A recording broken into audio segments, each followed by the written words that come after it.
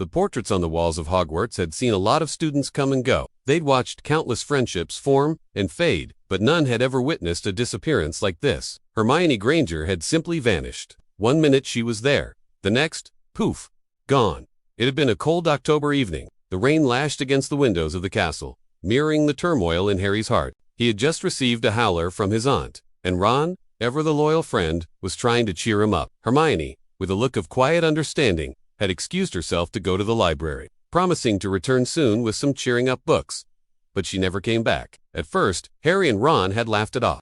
Hermione was probably just off studying again, they'd said, nudging each other over a plate of treacle tart in the Great Hall. But when she didn't show up for dinner, a chill ran down Harry's spine. Hermione never missed dinner, not even when she was buried in a mountain of books. As the hours passed and Hermione still didn't appear, whispers began to echo through the corridors of Hogwarts. Had she been taken by trolls from the dungeons? Had she stumbled into the deadly forest and been captured by a werewolf? Or worse, had she been taken by you-know-who himself? Fear turned to panic when even Madame Pomfrey had no news of her. The normally stoic nurse had been pacing the halls with a worried frown, muttering about sending an owl to her parents. It was then that Harry knew something was very wrong. He found Dumbledore in his office, his beard flowing like a white waterfall down his robe. The headmaster listened patiently to Harry's frantic tale, his blue eyes never leaving the flickering flames in the fireplace. When Harry finished, a shadow seemed to fall over his face. "I'm afraid," he said finally, his voice grave, "that we may have to resort to extreme measures." Before Harry could ask what he meant, Dumbledore was gone, leaving Harry to pace the length and breadth of the office, his anxiety growing with each passing moment.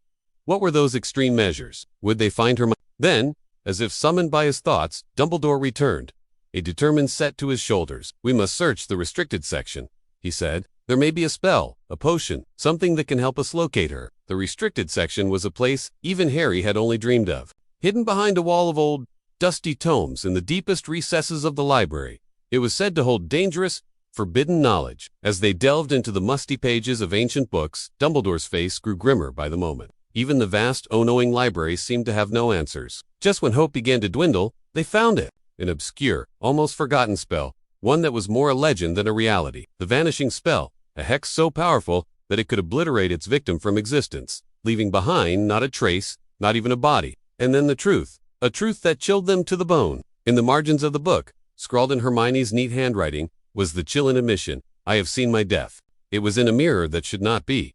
What did it mean? Had someone used the vanishing spell on Hermione? And if so, why? And what was the significance of the mirror? These questions echoed through the halls of Hogwarts long after that fateful day. Some whispered that Hermione had stumbled upon a plot far bigger than she knew, a conspiracy that reached the highest levels of the Ministry of Magic. Others spoke of a prophecy, one that foretold of a great darkness that would befall the school. In the end, though no one truly knew what had happened to Hermione Granger, the brightest witch of her age who had vanished without a trace, all they had were theories, rumors, and the haunting echo of her laughter in the corridors of Hogwarts. If this story chilled you, don't forget to hit that subscribe button. It helps this channel grow and keeps the dark tailies coming. Leave a comment with your favorite Hogwarts theory, and remember, some secrets were never meant to be revealed.